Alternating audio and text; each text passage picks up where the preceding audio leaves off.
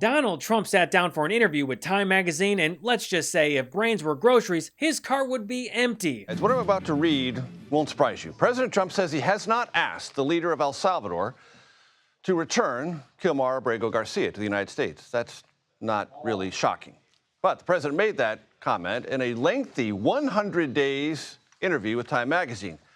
Interestingly, when asked about his refusal to bring back Abrego Garcia and how it's playing politically, the president said, quote, "I think this is another men in women's sports thing for the Democrats." Now, the overall tone of this interview felt like Trump was pissed off that Time magazine was asking him basic questions about what he has done and ultimately failed to do in his first 100 days. At one point, Trump says, "But look, it's good to have you. It's a very nasty interview. They don't ask any of the good things," which is his way of saying Time magazine is fake news. Which is funny considering how obsessed and desperate he is to be on the cover. I mean, he literally faked a Time magazine cover of himself and hung it up across Mar-a-Lago. The White House response today, we couldn't comment on the decor at Trump golf clubs one way or another. Donald Trump was never on the cover of Time magazine at all in 2009. There was, however, a March 2nd, 2009 issue with Kate Winslet on the cover, and whoever did the phony Trump cover borrowed some of the headlines from the real cover and just dragged them over and put them on the fake one. And then someone took that Photoshopped Time magazine cover and had it printed, blown up, 5 times and then framed and then hung in at least 5 Trump clubhouses to impress the membership. Now, if any of those members happen to scan the barcode on the fake Time magazine cover, they discover it's actually a barcode for software that lets you be a karaoke DJ. It all adds a bit of perspective on a day when the president tweeted that basically every news outlet in America is fake news. And despite previously calling his 2016 Person of the Year cover a tremendous honor, and then again just this past December celebrating it with a massive photo of himself at the New York Stock Exchange, Trump got all pouty when Elon Musk was on the cover. Mr. President, do you have a reaction to the new Time magazine cover that has Elon Musk sitting behind your resolute desk? タイムマガジンにイーロン・マスクが大統領の机の後ろで座っている写真がありますけども、それに関するコメントは何かありますか?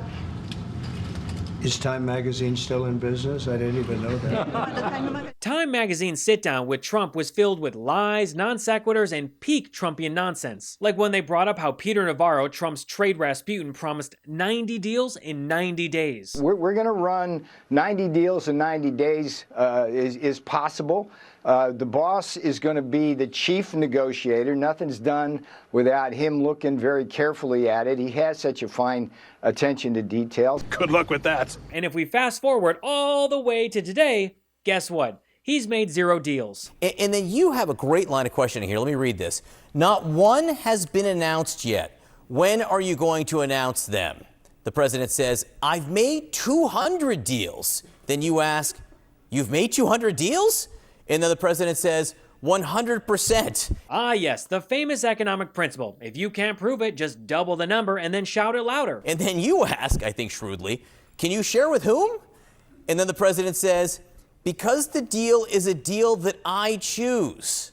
View it differently. We are a department store and we set the price. Which then caused Trump to start comparing the United States to a department store. Not once, not twice, but 4 times. We're a department store, a giant department store, the biggest department store in history. I'm sorry, what the f***?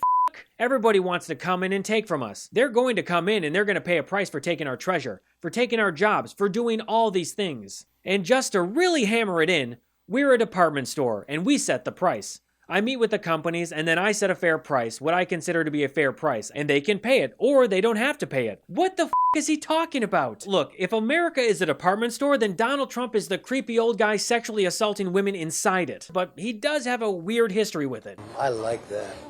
This may be the best of all.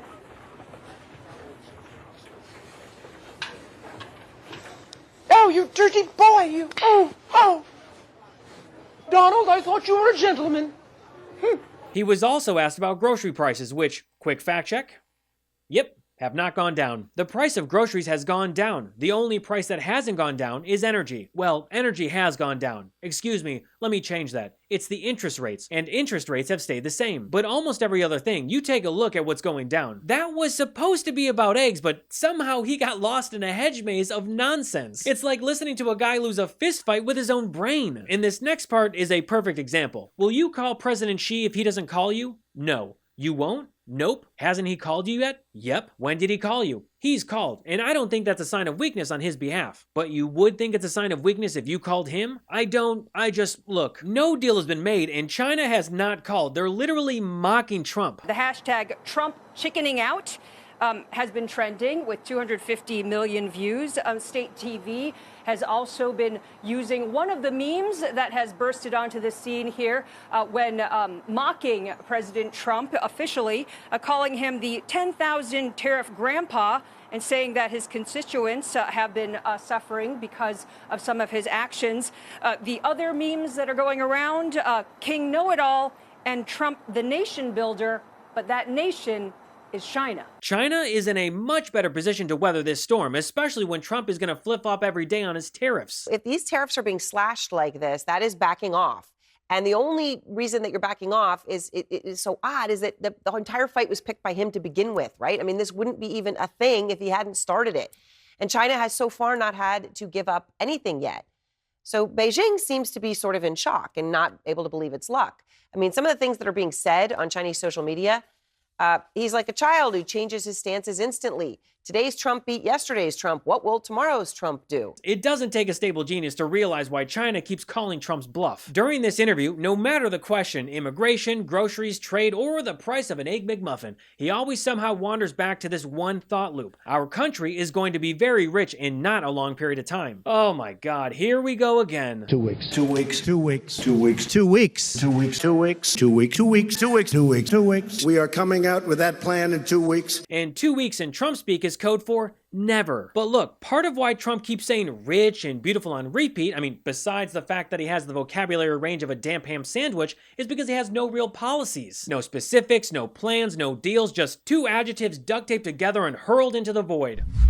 I love going out with friends, but I don't always want to drink. That's why I've been reaching for Soul's out-of-office gummies instead. They're the perfect little lift to keep the good vibes going and give me that light, social buzz without the hangover. Soul is a wellness brand that believes feeling good should be fun and easy. Soul specializes in delicious hemp-derived THC and CBD products designed to boost your mood and help you unwind. Their best-selling out-of-office gummies were designed to provide a mild, relaxing buzz, boost your mood, and enhance creativity and relaxation. The out-of-office gummies come in 4 different strengths, so you can find the perfect dose for your vibe. Choose from a gentle microdose, perfect buzz, unnoticeable high, or a fully lit experience. With wellness at the forefront, you can feel good about what you're putting in your body. All of Soul's products are made from organically farmed, USA-grown hemp and are vegan, gluten-free, and low in sugar. And if you like their out-of-office gummies, you've got to try their new out-of-office beverage, a refreshing, alcohol-free alternative perfect for summer sipping. Bring on the good vibes and treat yourself to Soul today. Right now, Soul is offering my audience 30% off your entire order. Go to getsoul.com and use the code GABE. That's getsoul.com, promo code GABE for 30% off. But it's not just beautiful, rich, and department store that his mush brain just clings onto. It's also President Biden. During this interview, he mentioned Biden's name 12 times. And fun fact, since he's taken office, Trump has mentioned Biden an average of 6 times per day. An NBC News analysis found that Trump has mentioned Biden, his family, or his administration at least 580 times since he took office. That averages to 6 times each day. Here is Trump just in the last 3 days. Biden spent $350 billion on this, and it's a shame. But this isn't my war. This is Biden's war. He's keeping rates too high. He historically has been late, except when it came to Biden. When Biden allowed energy to skyrocket, it just skyrocketed. It was out of control. We're spending hundreds of billions of dollars through Biden.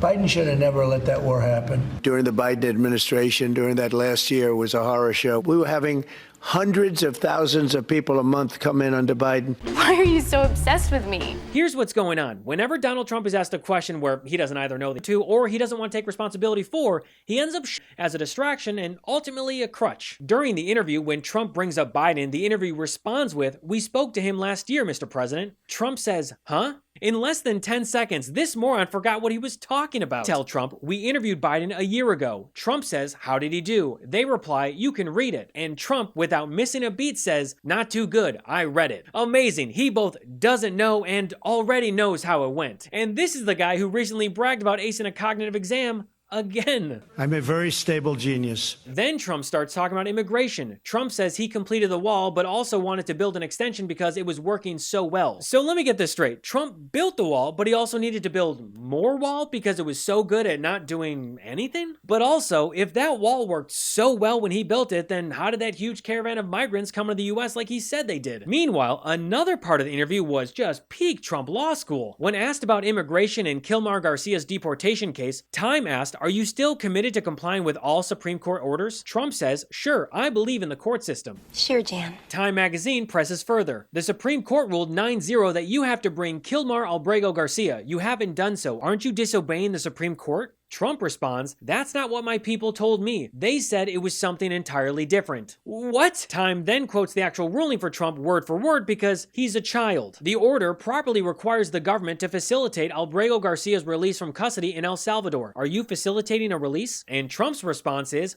"I leave that to my lawyers. I give them no instructions." I am genuinely convinced that Donald Trump doesn't have a single clue on what's going on in his own administration. He just takes everything his staff says at face value. The ruling in the Supreme Court, Steve, was it 9-0? Yes, it was a 9-0. In our favor. In our favor, against the district court ruling. Wrong. Then Trump was asked, "Would you be violating your oath of office if you defied the Supreme Court?" Trump says, "I'm not defying the Supreme Court. I never defy the Supreme Court. I wouldn't do that." You sure about that? Trump has defied the courts repeatedly, and he has zero respect for any judge or justice who doesn't kiss his ass. Meanwhile, remember when Trump said that he would end the Russia-Ukraine war on day 1? With Ukraine and Russia, I will get them to settle that war very quickly, even before I become president, as a president-elect. Ukraine and Russia, the stupidity with I will get that negotiated and ended before I ever take office. I'll do it after the election as president-elect. I would get a settlement in 24 hours. And even now, I could solve that in 24 hours. I would fix that within 24 hours. And if I win, before I get into the office, I will have that war settled. 100% sure. Well, now he's walking that back too. Trump said, "Well, I just said that figuratively. It was said in jest, but it was also said that it will be ended." Cool. So, when you said you were ending a brutal war, you were, joking? Trump then hedges even more. "The war has been raging for 3 years. I just got here, and you say, what's taken so long?" Buddy, my guy, you're the reason it's still raging on. Trying to cozy up to Putin only for him to ignore any peace talks and continue bombing. And now, 100 days in, and Trump is just realizing Putin's true intentions and that he might be tapping him along. Whatever that means. Oh, and I almost forgot, that pesky Constitution, the one that says that Trump can't serve a third term? Well, Trump was asked how we might get around that ban, and he said, "I'd rather not discuss that now, but as you know, there are some loopholes that have been discussed that are well known. But I don't believe in loopholes." You don't believe in loopholes, you just want to pretend that you're not plotting to use one, like potentially running as vice president to J.D. Vance. Let's be very clear, this wannabe king has no plans to leave office. He's already cranking out Trump 2028 merch like it's a done deal. If you want to support my work on What Was That, the best way is by becoming a paid subscriber at whatwasthat.show. I'm fully independent, no corporate backing, no team, just me running this one-man show. You'll get exclusive episodes, deep dive breakdowns, and articles you won't find anywhere else. That's whatwasthat.show. Prefer to listen while you're on the go? What Was That is available on all major podcast platforms. Apple, Spotify, you name it. Until next time, I'm Gabe Sanchez, and this has been What Was That?